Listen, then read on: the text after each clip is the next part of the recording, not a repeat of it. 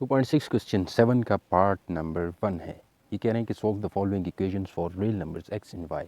ऐसे इक्वेशंस दिए गए हैं पार्ट 1 के अंदर। ये इक्वेशन है 2 और 3 भी हैं कि हमने इन इक्वेशंस को सॉल्व करके इनसे x और y की वैल्यूज़ निकालनी है। तो मैं इसको इधर is equal to 4 plus iota को इसको अपनी जगह लिखता हूँ। ये a प्लस बी आयोटा की फॉर्म में ऑलरेडी है। अब इसको भी हमने single a plus B iota की फॉर्म में लिख लेना है।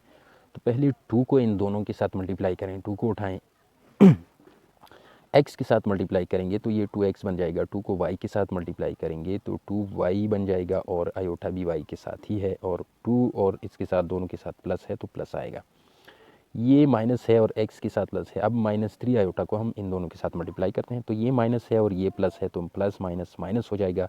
-3 और x को मल्टीप्लाई करेंगे तो -3x बन गया और आयोटा इसके साथ आ गया। अब माइनस और ये प्लस जो है ये माइनस हो गया। 3 और y को मल्टीप्लाई करेंगे तो ये बन गया 3y और आयोटा इंटू आयोटा बन जाएगा आयोटा का स्क्वायर। ये हमारे पास कुछ इस तरह से आ जाएगा। तो 4 प्लस आयोटा, अब 2x, हमारे पास 2x को अपनी जगह पे लिख लेते हैं। 2x को मैंने अपनी जगह पे लिख लिया और हमें पता है कि आयोटा स्क्वायर -1 के बराबर है। तो चलो लिख लेते हैं इधर के 3y आयोटा स्क्वायर -1 के बराबर है। सॉरी, ये -1, तो ये माइनस अपनी जगह पे आ गया। अब यहाँ पर हमने आयोटा और आयोटा दोनों जगह पे आयोटा है, ये प्लस को बाहर लिख लें, ब्रैकेट लिख लें और आयोटा को कॉमन करें क्योंकि दोनों के अंदर आयोटा सेम है। और अंदर क्या बचा, 2y minus 3x, 2y minus 3x अंदर हमारे पास ये बचा। तो ये अब हमारे पास बराबर है 2x प्लस, ये चूँकि -1 और -3 यानी माइनस और माइनस प्लस हो गया और 3y को 1 से मल्टीप्लाई करेंगे तो 3y 1 ज़ार 3y आ जाएगा, प्लस ये वाला पार्ट लिखेंगे 2y माइनस 3x और इसके बाहर आयोटा है is equal to 4 plus iota हमारे पास ये कुछ इस तरह से आ जाएगा। अब इसके बाद क्या करते हैं, इसके बाद हम लिखते हैं कि ये हमारा जो है रियल पार्ट है और ये हमारा जो है इमेजिनरी पार्ट है। तो इसको हम सॉल्व कैसे करेंगे कि रियल पार्ट को रियल के इक्वल लेंगे। 2x plus 3y is equal to 4 और इमेजिनरी पार्ट यानी आयोटा वाले पार्ट को आयोटा वाले पार्ट के इक्वल लेंगे। 2y minus 3x is equal to, iota के साथ 1 है तो यहाँ पे 1 लगेगा। लेफ़्ट और राइट पे आयोटा लगाएंगे तो वो कैंसिल हो जाता है, उसको लिखने की ज़रूरत नहीं है। अब ये हमारे पास है इक्वेशन 1 और ये समझो हमारा इक्वेशन 2 है। अब हम इन दोनों इक्वेशंस को ऐड कर सकते हैं या इन दोनों इक्वेशंस को हम ऐड कर सकते हैं या एक दूसरे से माइनस कर सकते हैं। तो हम कैसे माइनस करेंगे कि इन दोनों इक्वेशंस के माइनस या प्लस करने से कम इनके अंदर यानी एक x या y जो है हमारे पास ये ज़ीरो हो जाए। तो इसको हम ज़ीरो कैसे कर सकते हैं, तो इसको ज़ीरो करने के लिए क्या करेंगे कि ये 2y है ये 3y है, या तो ये 2y होना चाहिए या ये 3y होना चाहिए। तो प्लस माइनस ये कैंसिल हो जाएंगे। यहाँ 2x है, यहाँ -3x है। तो मैं क्या करता हूँ कि इधर मैं मल्टीप्लाई करता हूँ, इक्वेशन 1 को मैं मल्टीप्लाई करता हूँ 2 मल्टीप्लाइड बाई इक्वेशन 1। ये हमारे पास कुछ इस तरह आ जाएगा।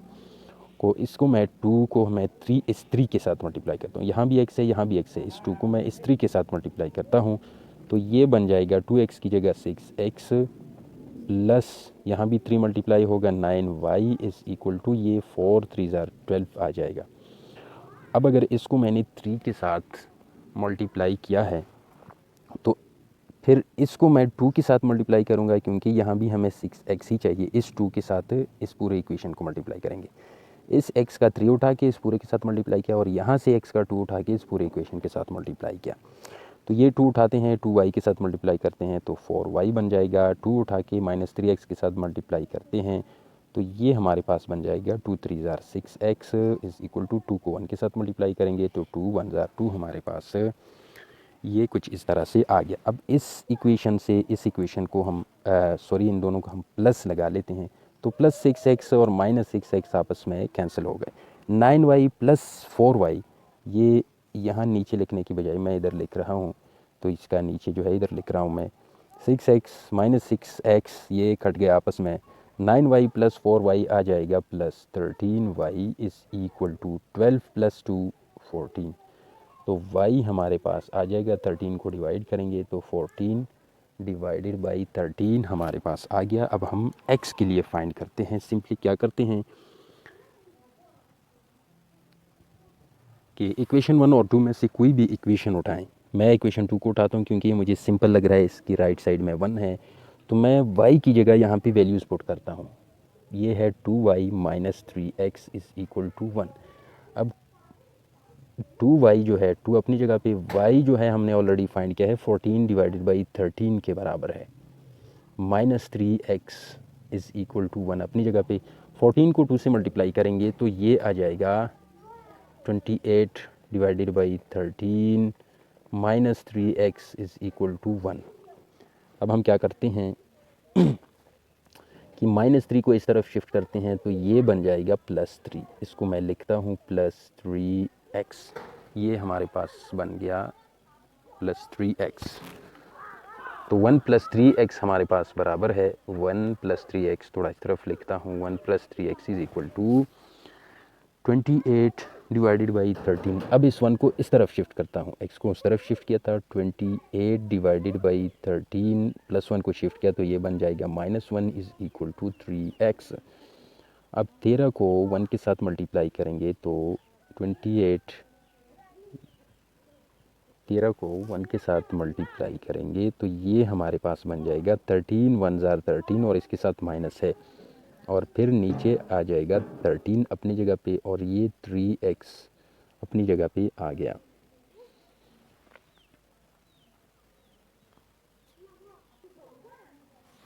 ट्वेंटी एट माइनस 13 हमारे पास आता है 15 डिवाइडेड बाई 13 अपनी जगह पे इज़ इक्वल टू 3x। अब x को दोनों साइड पे 3 को दोनों साइड पे डिवाइड करते हैं तो ये बन जाएगा 15 बटा 3 इंटू 13, 3 और 3 कैंसिल हो गया, ये 3 और ये 15 कैंसिल हो गया तो ये आ जाएगा 5 3 ज़ार 15, ऊपर 5 बच गया, नीचे 3 कैंसिल हो गया है और 13 बच गया है इज़ इक्वल टू x। यानी x हमारा है 5 डिवाइड बाई 13 और y हमारा जो था वो था 14 डिवाइडेड बाई 13। ये हमारा आंसर है। इससे भी एक और मेथड है जो कि इससे काफ़ी एक छोटा मेथड है, वो भी करता हूँ।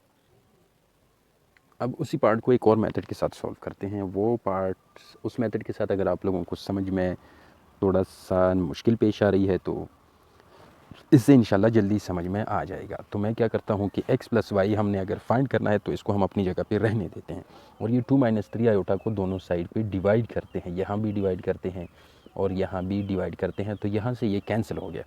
तो ये हमारे पास बच गया x plus Y iota is equal to 4 plus iota divided by 2 minus 3 iota. हम ऑलरेडी क्वेश्चन में कर चुके हैं। 2 माइनस 3 आयोटा को मैं बना देता हूँ 2 प्लस 3 आयोटा और इसको मल्टीप्लाई और डिवाइड हमने दोनों जगह लगाना है। अब इसके आगे क्या करते हैं, नीचे वाले आपस में मल्टीप्लाई हो जाएंगे, ऊपर वाले आपस में मल्टीप्लाई हो जाएंगे। 2 माइनस 3 आयोटा 2 प्लस 3 आयोटा, सिर्फ प्लस माइनस का फ़र्क है, बाकी सब कुछ सेम है। तो 2 के ऊपर स्क्वायर आ जाएगा, माइनस लगेगा, 3 आयोटा के ऊपर स्क्वायर आ जाएगा और ऊपर वाले आपस में कैसे होंगे मल्टीप्लाई, 4 को इन दोनों के साथ मल्टीप्लाई करेंगे तो 2 के साथ 4 मल्टीप्लाई करेंगे तो 8 आ जाएगा, 3 के साथ 4 मल्टीप्लाई करेंगे तो 3 4 ज़ार 12 आ जाएगा, आयोटा आ जाएगा। अब इस आयोटा को इन दोनों के साथ मल्टीप्लाई करते हैं, 2 के साथ आयोटा मल्टीप्लाई करेंगे 2 आयोटा, 3 के साथ आयोटा मल्टीप्लाई करेंगे तो 3 आयोटा स्क्वायर बन जाएगा। तो अब हमारा है x plus Y iota is equal to 2 2 ज़ार 4 माइनस 3 के ऊपर स्क्वायर अप्लाई करेंगे तो 9 आयोटा स्क्वायर जो है वो माइनस 1 के बराबर है। तो यहाँ पे 12 आयोटा प्लस 2 आयोटा ये आ जाएगा 14 आयोटा, और ये प्लस 3 जो है आयोटा स्क्वायर से मल्टीप्लाइड है, आयोटा स्क्वायर माइनस 1 है, माइनस 1 को 3 से मल्टीप्लाई करेंगे तो ये बन जाएगा माइनस 3। तो प्लस 8 माइनस 3 हमारे पास बन गया 5 और plus 14 iota which is equal to, यहाँ फिर हम चलो मैं इधर लिख लेता हूँ, ये 8 है और ये माइनस 3 है प्लस 14, ये बन गया 5 plus 14 iota divided by minus minus plus 9। तो 4 प्लस 9 13 के बराबर है, हम लिख सकते हैं 5 डिवाइड बाई 13 प्लस ये 14 है, 14 डिवाइडेड बाई 13 और आयोटा। अब real x plus Y iota is equal to 5 divided by 13 plus 14 divided by 13 iota. Real को रियल के इक्वल ले लेंगे तो x is equal to 5 divided by 13। और इमेजनरी को इमेजनरी के इक्वल ले लेंगे तो y iota is equal to 14 divided by 13 iota. Iota और आयोटा इस तरफ दोनों तरफ है वो कैंसिल हो जाता है, उसको लिखने की कोई ज़रूरत नहीं है। ये है हमारा और आपका प्यारा आंसर।